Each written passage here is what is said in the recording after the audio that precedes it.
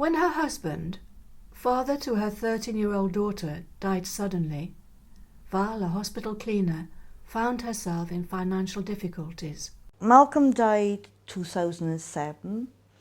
I think he really thought that all the finances was covered, but actually they weren't. It was a bit of a mess, and I can't say he was at fault, but it happened.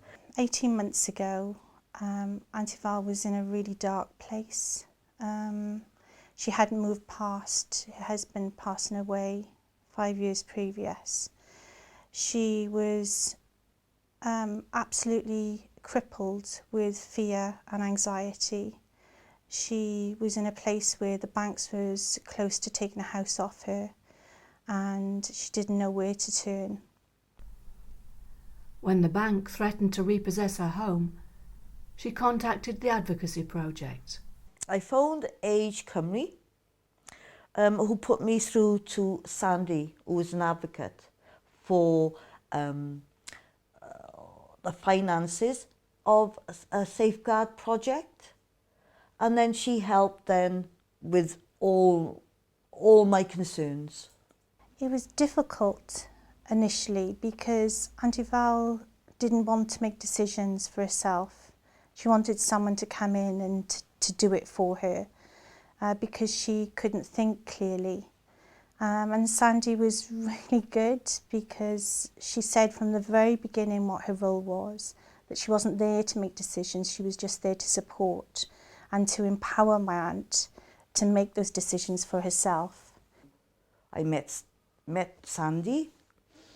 She came to the house, we talked, and then she said, well, right, what do you want to do? What are you actually wanting to say?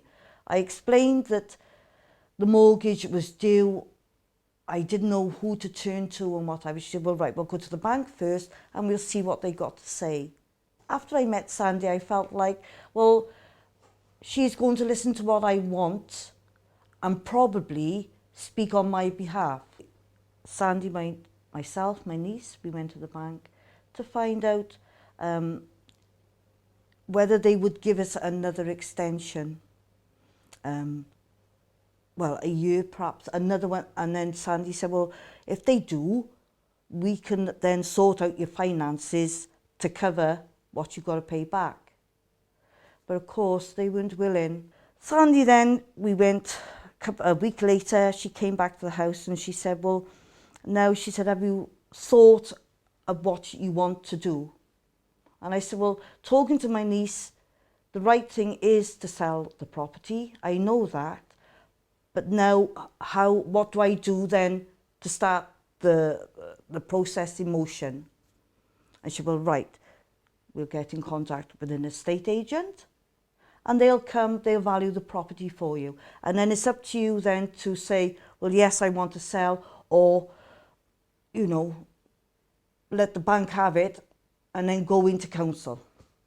Sandy was able to come in and to look at not just sort of perhaps a financial query or the fact that Auntie Val was a little bit down, but to look at the person and to untangle quite a complex situation. Having helped her to find a mortgage, Sandy then supported Val in her search for a new home.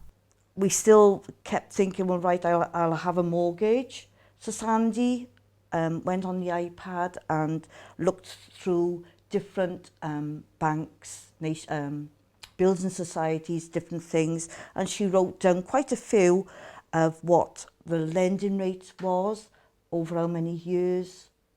Then she said, well, right, your options are, there's what I found, but that doesn't mean to say you've got to have them.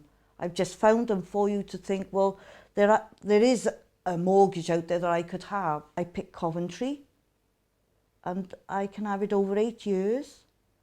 And Malcolm's pension covers my mortgage, so I'll never be in a position of thinking, oh gosh, I can't find the money. As good as my family were, to have Sandy there, it was like an outsider looking in. But I could talk to Sandy and say, well, actually, you know, I am scared, which I was, of taking a mortgage. Am I doing the right thing? Although she didn't say, yes, you are doing the right thing, she was there for me to sound to. It was huge, and at the end of it, we were left with my aunt. Actually, all the meetings we had, she was taking control, taking leadership, and Sandy was taking more and more of a back seat and was just sort of helping as and when needed. It was really quite an amazing transformation. Although Sandy spoke on my behalf, it was what I wanted, and I've taken control. I've actually got through that now, and without Sandy's help, I wouldn't have. We were incredibly lucky to have that service.